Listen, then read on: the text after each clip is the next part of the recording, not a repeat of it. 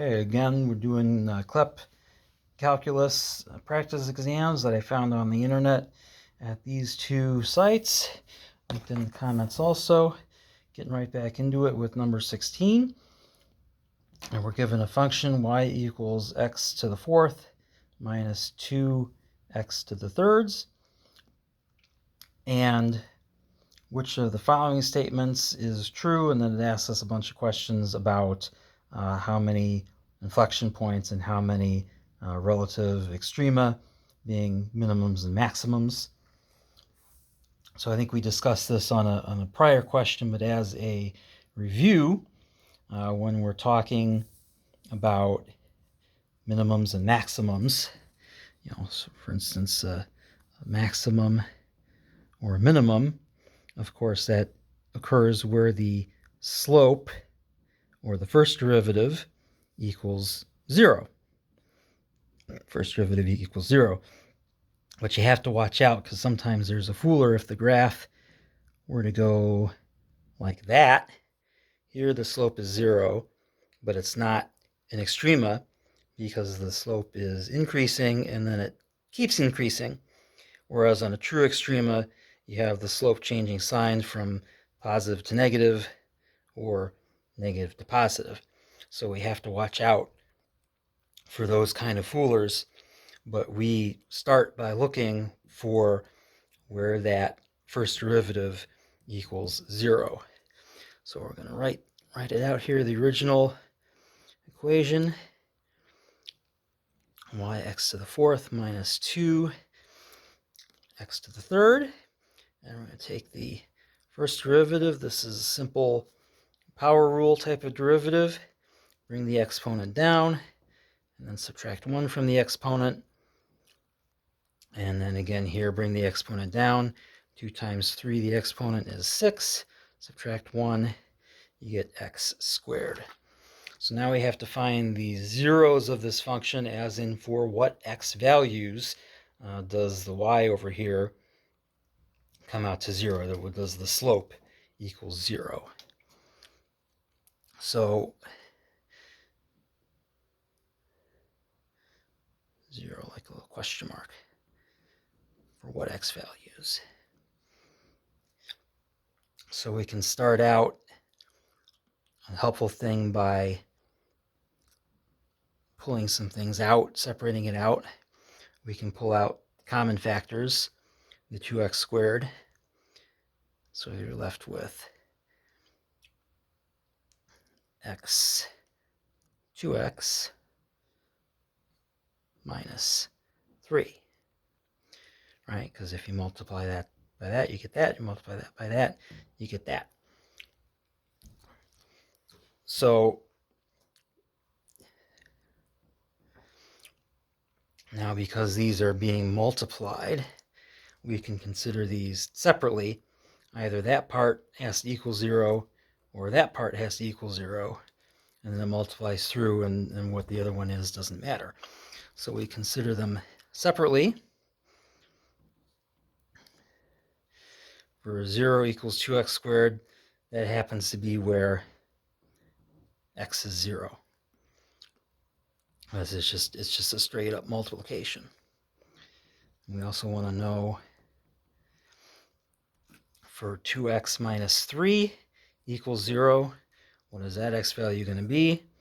And we do some real quick algebra. Bring the 3 over to the other side by adding it. Well, 3 equals 2x, and then you divide 3 halves equals x. So those are the candidate values where the slope, or the first derivative, or the slope, equals 0. But now we have to decide which of those are actually extrema.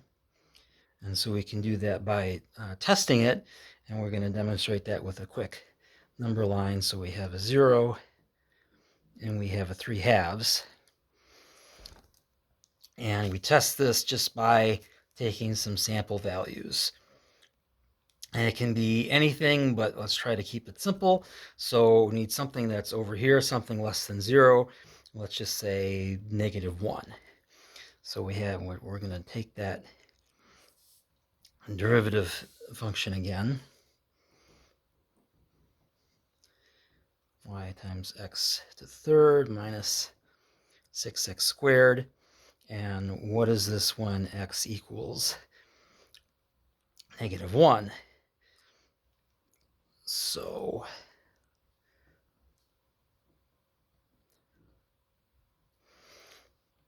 well, -1 to the third power is just -1 again.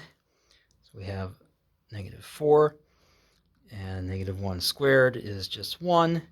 So we still have a -6, and that whole thing equals -10. So that first derivative, that slope, is negative on this side of that 0. And what if we do that with a positive 1? Positive 1 is going to be in here somewhere. So we follow that through again. The first derivative equals 4x cubed minus 6x squared. And we're going to fill in x equals 1. And that's just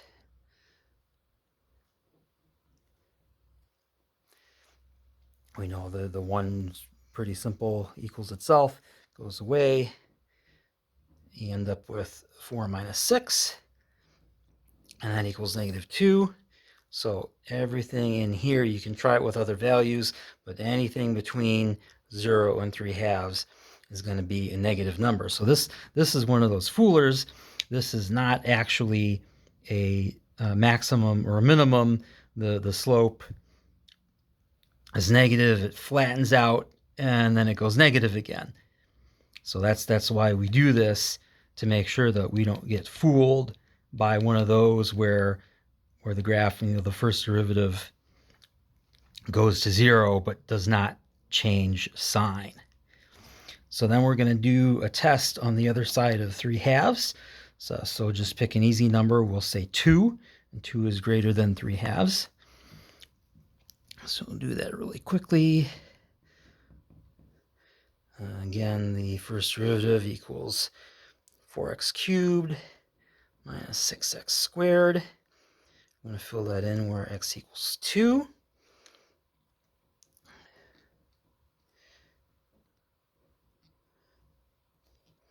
So 2 cubed is 8.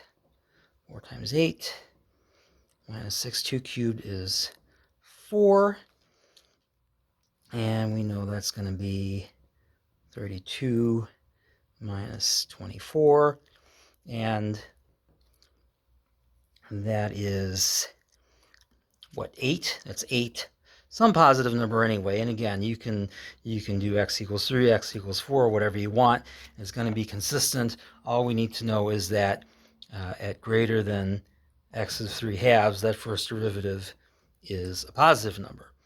So this is nothing, but this is a minima. The slope is negative, then it flattens out at 0, and then it goes positive. So we have 1 relative extrema, which we happen to know is a minima, but that's not pertinent to the question. It doesn't ask. It just says there is 1 extrema. That's the important point. So you have to find the points of inflection. As we previously discussed, you can find those. The inflection points is talking about how fast in what way is the slope changing.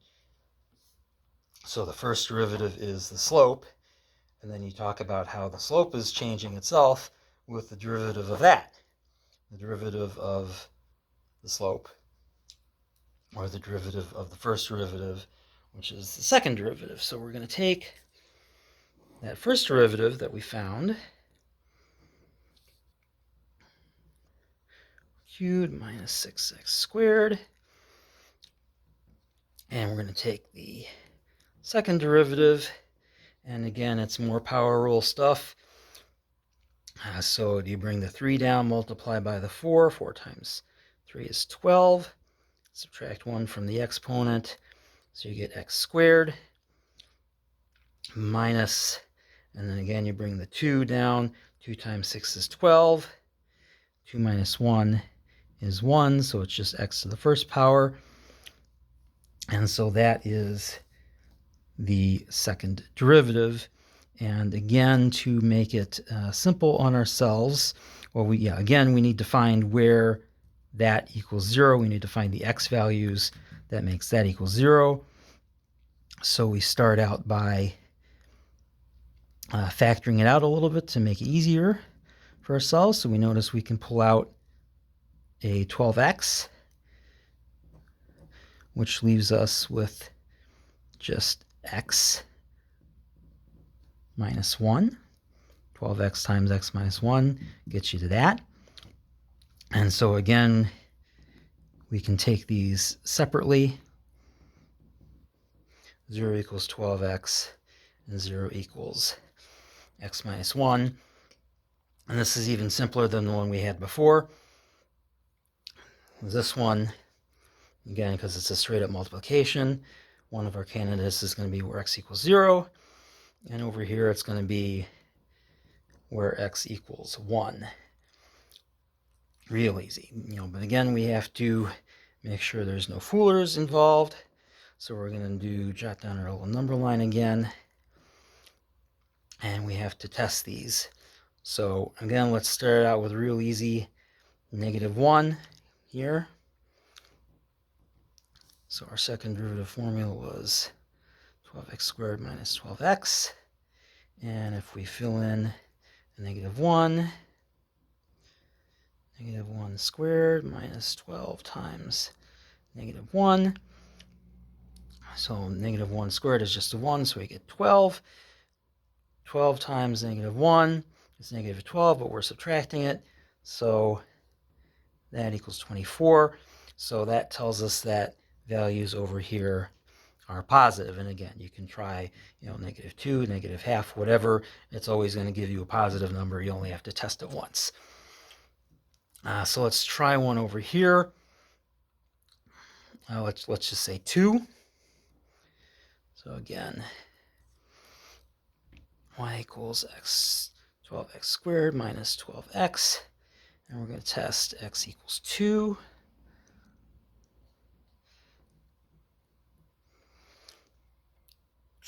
Ahead of myself, 2 squared. 12 times 4 minus 12 times 2.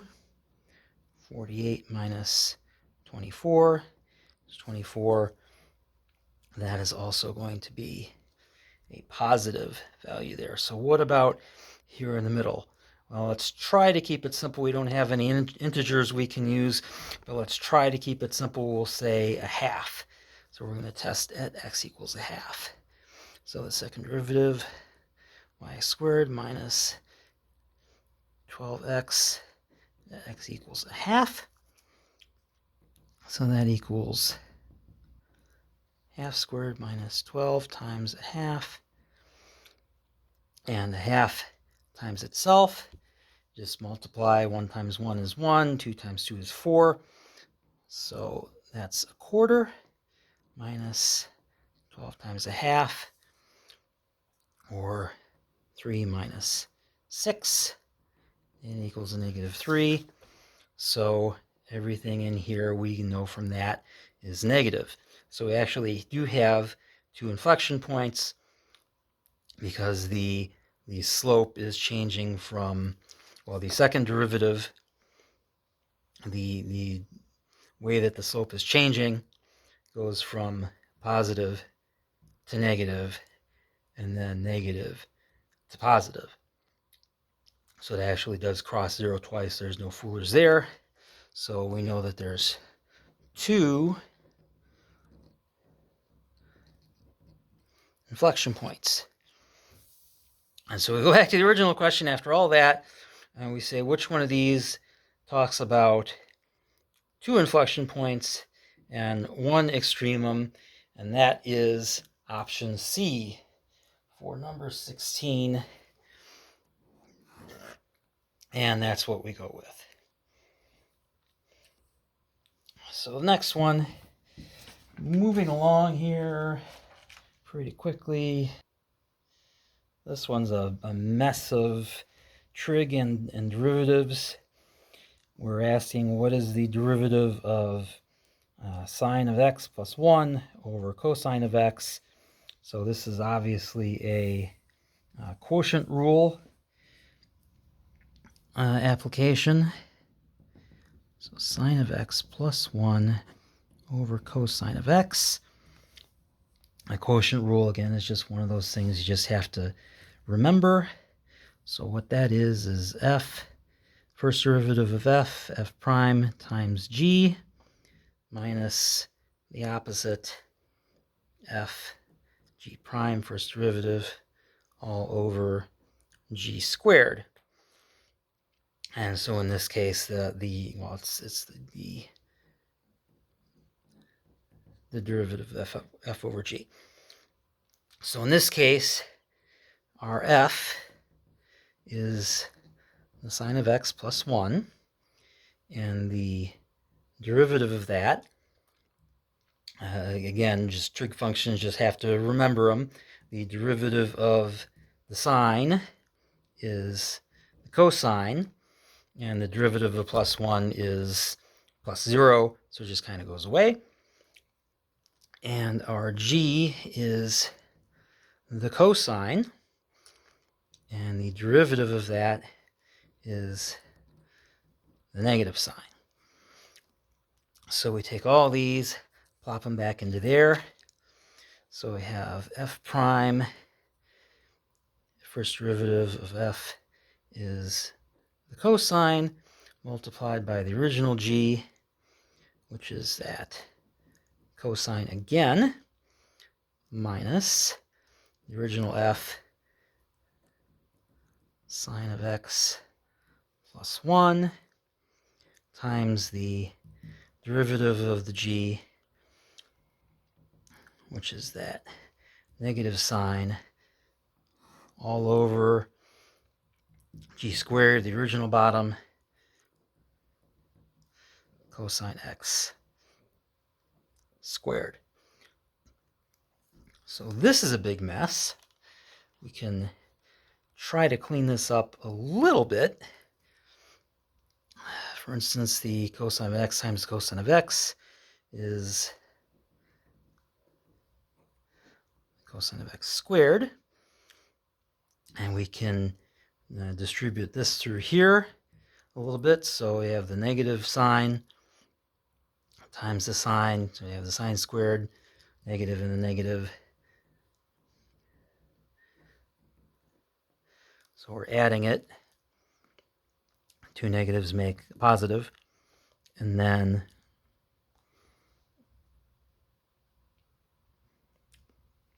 again, the 1 times the negative sign, but it's being subtracted. So subtracting a negative makes an addition, and you get the sine of x again all over the cosine squared. Now, here's where it gets a little bit more tricky. They do a tricky thing here. And remember on the unit circle, where here's your angle, there's the x value, there's the y value, and for the unit circle, the radius is considered to be 1, and x is equal to the cosine, and y is equal to the sine. And if we remember our Pythagoras, the square of the hypotenuse, or 1, is equal to the sums of the squares of the other two sides. So, 1 equals x squared plus y squared, but x is the cosine and y is the sine, so that's still equal to 1. And we happen to have a cosine squared plus the sine squared here. So we can condense all of that into just one. And that's pretty tricky, actually. But then we get an answer that still doesn't quite match any of our answers. And so we have to do more with that. And that's actually squared, don't forget that. And so we're going to have to play with it a little bit more. We're going to start out by separating things out. So when you're adding a fraction, for instance, if you have 1/4 plus 2/4 equals 3/4, because the denominator is consistent, you can just add across the top. So we can split it apart the same way.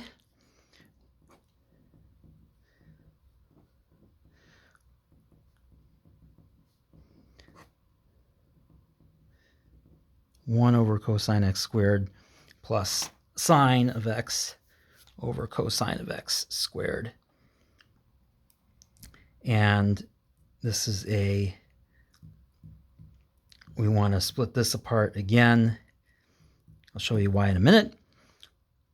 But now remember, when we multiply fractions, you just go straight across. 1/4 times 1/3 equals 1/12. You're just multiplying across the top, multiplying across the bottom. So we can split this apart. Cosine of x squared, it would be cosine of x multiplied by sine of x over cosine of x. We can do that just to remind us. And this gets us down into just basic sines and cosines, which helps us out, because the other trig identities that you need to remember, again, the sine is equal to the y on the unit circle, and the cosine is equal to the x. And when you have the y over the x, that is the tangent, which also makes it equal to the sine over the cosine. So this whole thing becomes the tangent. And then the other identities is the inverses. 1 over the cosine is the secant, just like 1 over the sine is the cosecant. And you just have to remember these. If you've been through trig, you might remember it. If you don't remember it, relearn it. You just have to know it, or else be skipping the trig questions. But try to learn them so that you can handle some of these. There'll be a couple of them.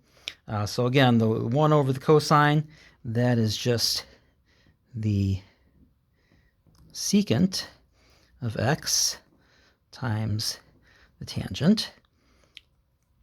And 1 over the cosine squared, that's just going to be the secant squared. And there's not really a huge advantage to writing it this way. We consider it to be simpler. It's really the same thing, just written another way. Is it really simpler? Maybe not really. But if we look at the options given here, that's what they're going for is secants and cosecants and tangents. So just reviewing,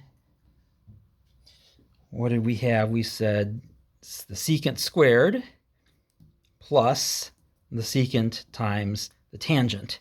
So that matches this one here, and that is the answer. And that is a big mess of trigonometry. Just a few things to memorize in order to get there. But if you come across one like this and you have to skip it, I don't blame you a whole lot. So And we're going to move along quickly to number 18. And here's one of those limit questions again. Well, this part's a limit. But you have this goofy function where you have x squared minus 25 over x minus 5, except obviously where x equals 5 would make that a divide by 0 problem. So we say, well, to plug that little hole in this function, we're going to say at x equals 5, the whole function is going to be actually equal to 0. And let's examine that a little bit first.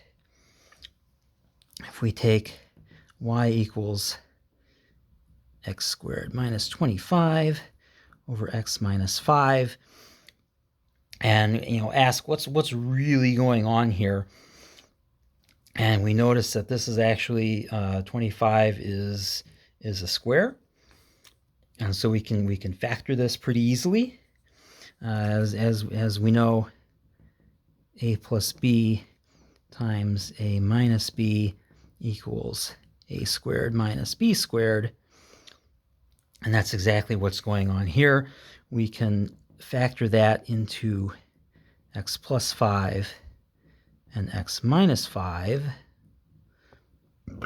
all over x minus 5. And so actually that cancels out, and really the whole thing is just y equals x plus 5, but with a gap at x equals 5, because having that there introduces the divide by 0 problem at x equals 5. But for every other x value, the x minus 5s just cancel out, and you're just left with the x plus 5. So what is that going to look like on a graph?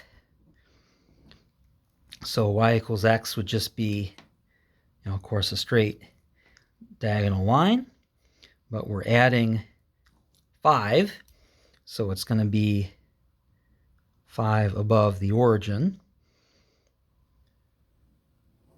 basically like that. Down there it's going to be negative 5, and now we see kind of a problem, because at that gap at x equals, well, let's see, x equals 5 would be somewhere around here. And this is where that gap should be. And the original thing told us that at x equals 5, the fill-in value to fill in that gap is 0. So this gap, the value jumps way down there. If it was continuous, it would have told us that at this value, the function is like 10 or something. And it's actually 0, puts us way down here. So that's the layout of the question. And now let's see what it's really asking us about.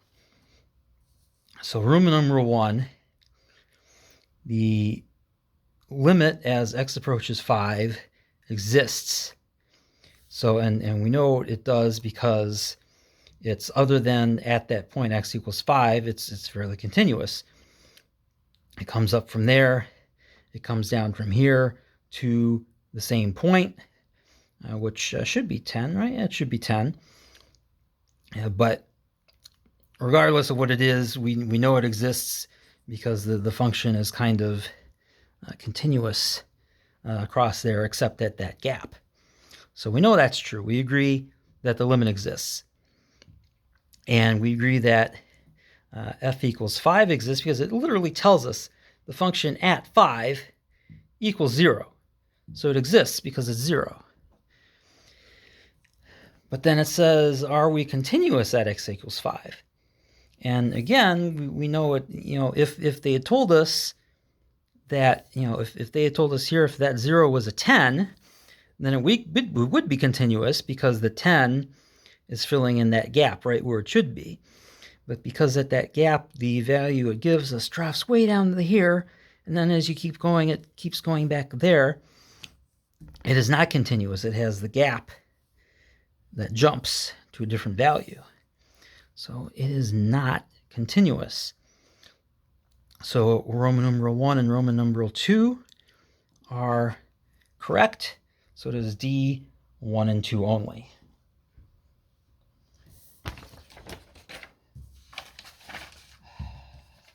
So it looks like this one's running pretty long. Let's see how quickly we can do the next two. Number 19, what is the average rate of change of the function defined by 100 times 2 to the x on the interval from 0 to 4? So when we say rate of change, we're talking about the slope. And when we're talking average, we just mean take the whole thing as a whole. We don't need to consider what it's doing specifically. We just need to know what is the overall change from 0 to 4. So just kind of asking us to find the point at x equals 0 and the point at x equals 4 and find the slope between those 2 points. So we will do that here. F of x equals 100 times 2 to the x. So at f equals 0, well, anything to the exponent of 0 is 1. So at f of 0, it is just 100. And at f of 4, 100 times 2 to the 4th power. And well, what is 2 to the 4th power? 2 times 2 times 2 times 2. Or if you prefer, 4 times 4. That's going to be 16. 100 times 16, 1600. So the 2 points that we're dealing with is 0 and 100, and 4 and 1600. And again, your good old slope is the change in y over the change in x. So we can take the 1600 minus 100 over 4 minus 0. So we get 1500 over 4. And we want to divide that out. And, well, this is not a calculator portion, so we can demonstrate with long division. If you can't do it in your head, it goes in that 3 times. 12, 300 are going to go into that 7 times. 28, 20. I'm going to go into that 5 times. So 375 is our final answer. And indeed, that is an option here. It is option B. And last one for now.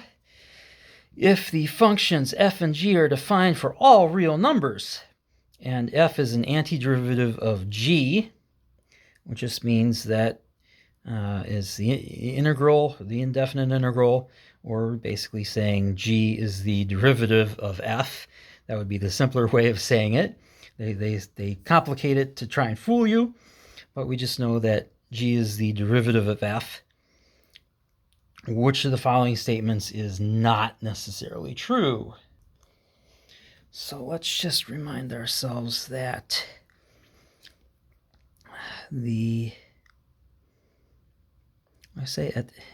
see, I'm even caught up. F is the antiderivative of g, which means that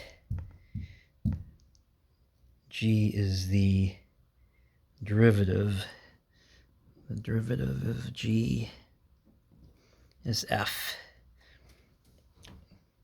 No, the other way around. See, it got me. It got me. The derivative of f the F. Yes. What it's saying is you integrate g to get to f. So you take the derivative of f to get to g. Right? It is worded so confusing, isn't it? You take the integral of g to get to f.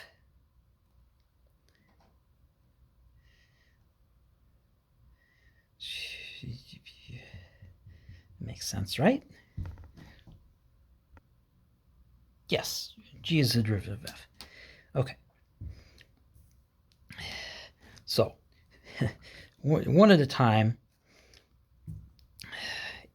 if g is greater than 0 everywhere, then f is increasing. So if f is your original graph and it has a positive slope, then the first derivative is going to be greater than 0. So we know that's going to be true. And if the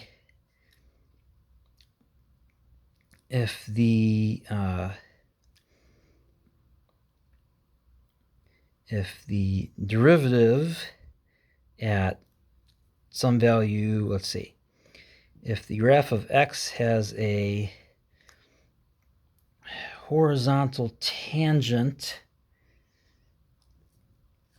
what is that saying?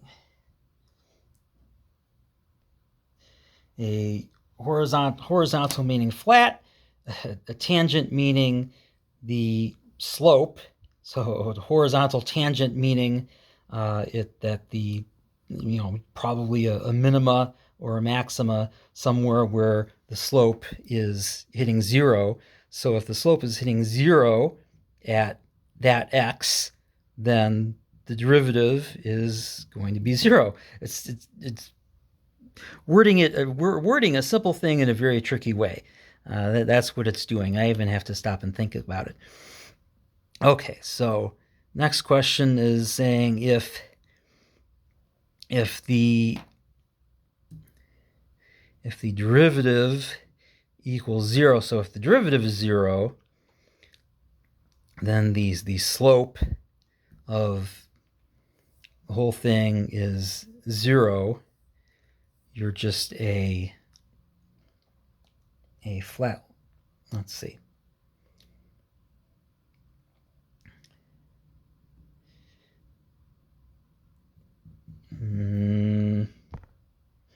Right. Get confused. F is the original function. So if f is a straight line at 0, just a flat straight line at 0, y equals 0 for all x, then the slope is also 0. So if the original function is just a flat straight line, then the derivative is 0 everywhere. But now it's asking us the opposite. If the slope is 0, meaning it's just a flat line, is the original function always 0? And that's not true, because it could be anything. We don't know what it is. We know it's a flat straight line, but is it at 0? Is it, y equals 0, y equals 1, y equals 5? We don't know. We just know that it's a flat straight line. That's why, this way it works. If we know it's a flat line at y equals 0, obviously the derivative is always 0. But if the derivative is always 0, we know it's a flat straight line, but we don't know where. So that one is not necessarily true. And of course, the function is continuous for all x. It already told us it's defined for all real numbers. So we know that one's good. So the answer is D, just because if it tells us something about the slope being 0, that doesn't tell us necessarily that it's a flat line at 0. It could be somewhere else. Okay, that was a long one. We will continue on from there in the next video.